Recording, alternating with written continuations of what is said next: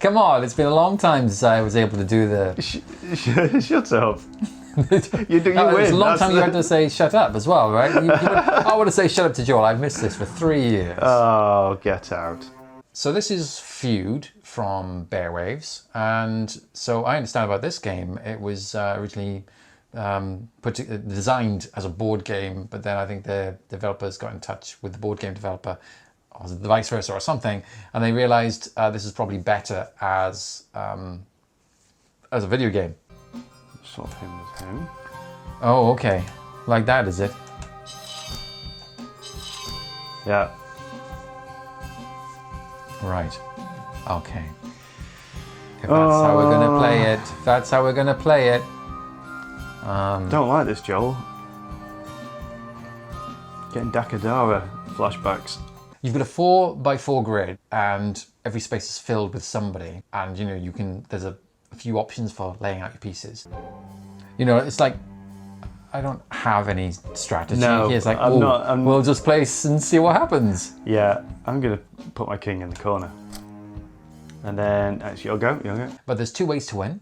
One is to kill the opponent's king, kind of classic, and the other way is to separate all the pieces out, because pieces fall asleep if they're not connected to another piece of their own colour. So if 2 blacks are separated, then they fall asleep. Like, you can only move pieces which are actually, you know, next to each other. Black's action.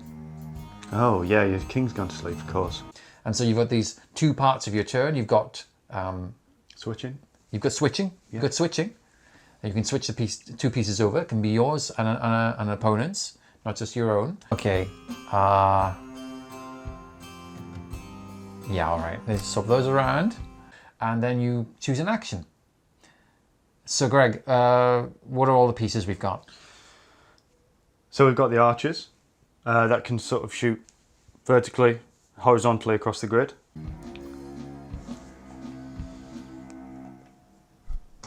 That doesn't really feel substantial at all. But the switching felt like the more important move. You've got your knights, which have got 2 actions, so that can attack any 2 enemies on either one of its sides. Isolation. And Suffocation. take one of those. Take out one of those. And then you've got your king, of course. You've got a wizard, which can switch with any other one of your own units. Yeah, on the entire anywhere board. on the grid. Yep.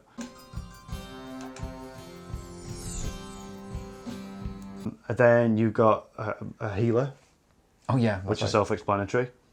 And then the final one is the shield unit. Yeah, the shield. And that's the only unit that cannot be moved.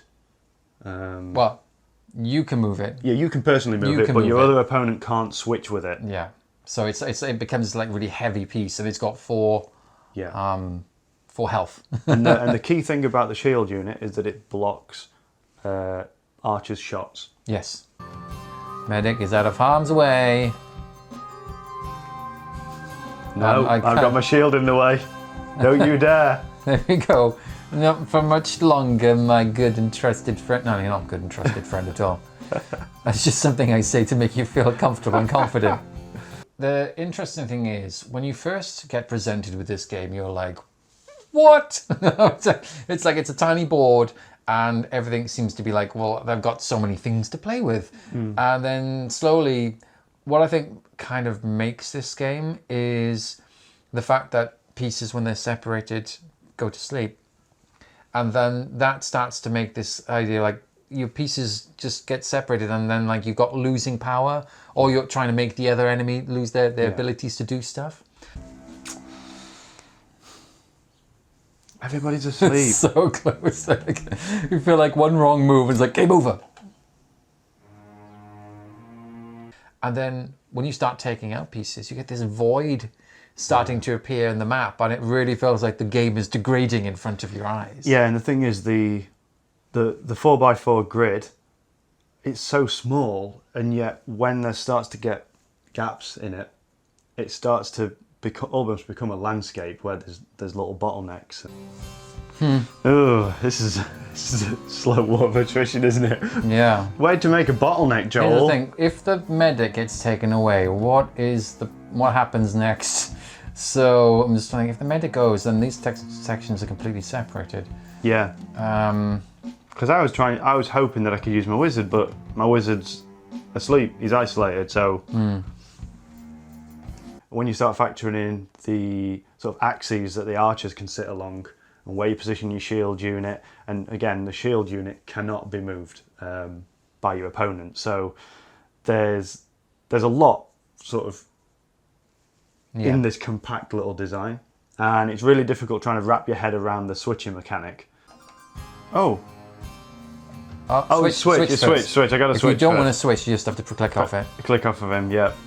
That's the first thing you have to do. You have to switch 2 of your units around, and sometimes a switch can make one of your units dormant or go to sleep. Yeah. I'm trying a crazy move here. Right. The unit I had the most difficulty with was perhaps the wizard. I think the wizard is weird because it feels like the weird wizard. It feels like you don't even know what to use it for, because it seems like, whoa, the wizard, it's really powerful, and then you find it just does a switching of 2 characters, and it's like, well, how is that going to come in handy? But I think it's more like, it's like for sneaky moves, like you put it into position and then you do the switch and like, haha! Yeah. It's no longer a wizard, it's now like a sword guy. I played this on single player before we did it for side by side on my phone, and I just tested out, how once to get the hang of the mechanics. And the thing is, I don't think it's really great fun playing against the computer. I was able to beat it after just a few games, and on the hard mode and its various different, characterizations. It can be like sneaky or aggressive or defensive. It doesn't have the same punch to it. As say, like I get into Slay and things like that, where I'm like, yeah, to kill the AI, but no, you don't have that sense with this game. But against another person, I think it's much more interesting. Take the shot! Oh! How dare you? He's stranded. Right, you should get your wizard up front. That's what I say to all the girls. Definitely a good local multiplayer game. You can play online as well if that's your, cup of tea. Yeah, I think it's one of them as well. Like we played Dakadara in the last season of Side by Side, and it's another one of those where it's quite a compact board, but there's a lot going on in it. And when you're up against an AI, I think a lot of the fun is jostling with your partner, and there's a little bit of sniping going on and trying to guess what the other person's thinking. Do I want to stalemate the game? Do I just want it over? I'm struggling to work out a way of. But I can still. The game is over if I swap the king and the archer. Yeah. Yeah, because we've got alternating. Do it, Joel. Do it for Side by Side. But yeah, I think I really like this. There's a lot in it, and you can actually. There's 2. We didn't really achieve what's called an isolation victory, where you just pull all of the opponent's pieces, so they're all like dormant and sleeping, and you win by default because they can't move anymore. But yeah, it was all about regicide for us, wasn't it? Yeah, we just the barbarians game. You come at the king, you best not miss. Right? Oh God, I've lost. Yeah. Goodbye, Joel. Too busy looking at that tea. I needed my glasses to look at them. Yeah.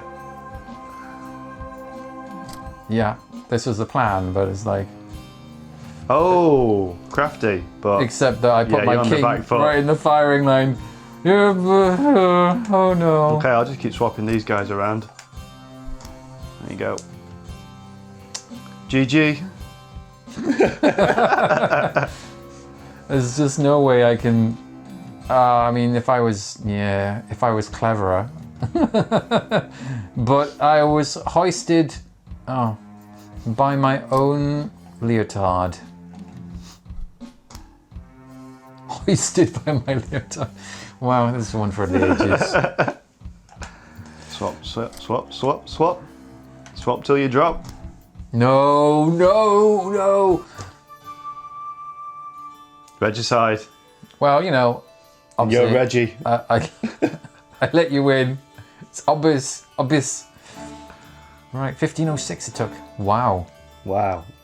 That's a bit longer than I was thinking. Yeah. They were really fast games, he said. Yeah.